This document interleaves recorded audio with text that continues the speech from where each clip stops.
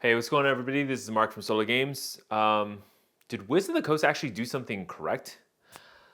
So Wizard of the Coast, just as of Monday this week, made their ban and restricted announcement, BNR announcement, and I'm actually fairly surprised and actually, I don't know, like happy.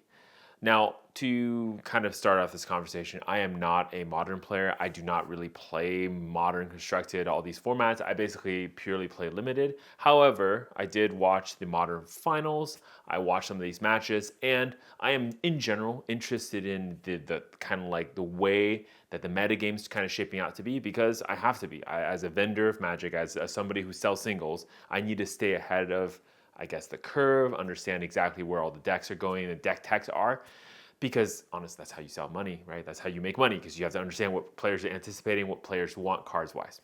Anywho, as predicted on my previous video, which a lot of you guys don't agree with, they didn't ban the One Ring, of course. And in fact, I was surprised that nothing got banned, right? No Orcish Bowmasters, no One Ring, no restrictions, nothing like that. Nothing got banned. In fact, something got unbanned for Modern. Now there's Mind's Desire for Legacy. Not really going to talk about that. I know almost nothing about Legacy, so there's nothing to say. But Mind's Desire, right? That's there. But Brainstorm was also unbanned for Modern. This is actually really interesting, right? I think, and the comment was around like this being a benefit card for helping Murktide, which is struggling in the current meta. Now,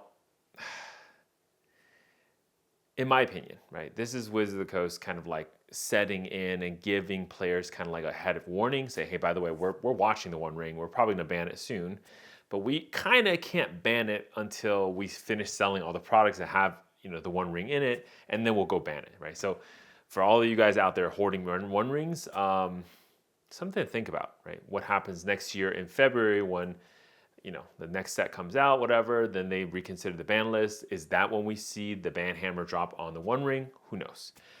So just be aware. Obviously, with this news, your Brainstorm, your One Rings, all these cards that didn't get banned, people were kind of anticipating and not buying, are definitely shooting up, again, in prices once more.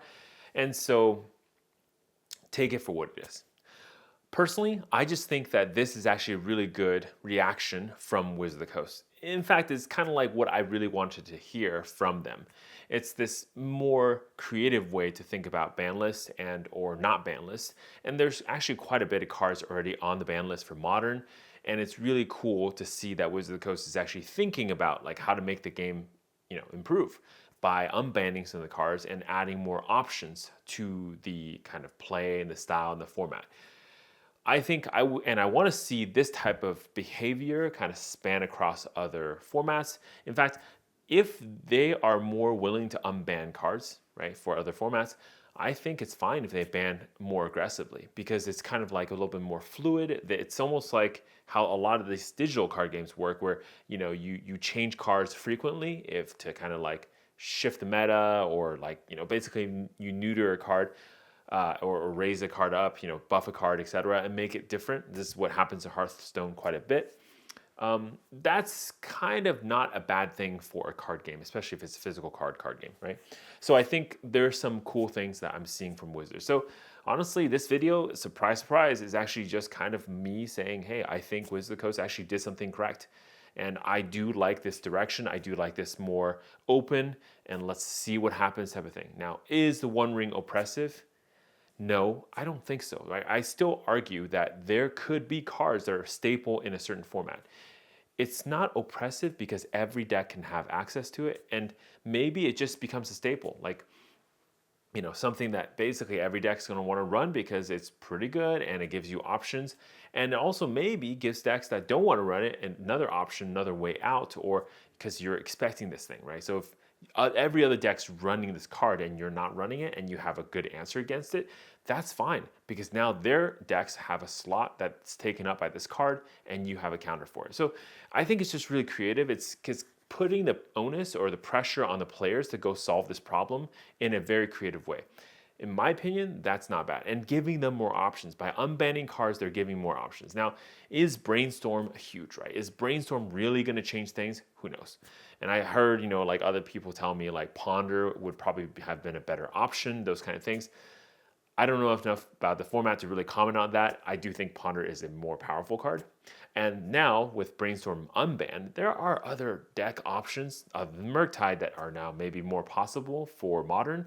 And that opens up a lot more play space or design space or creativity for the players to go figure out exactly what they want to do. So there's that. Anyways, short video today, but I did want to comment and maybe give, I don't know, Wizards kudos. Feels kind of dirty, right? But I mean, you gotta give credit where credit's due. It's all about honesty here, and that's all about why I bring truth to cardboard. So, anyways, Mark Solo Games. I'm out. Stay classy.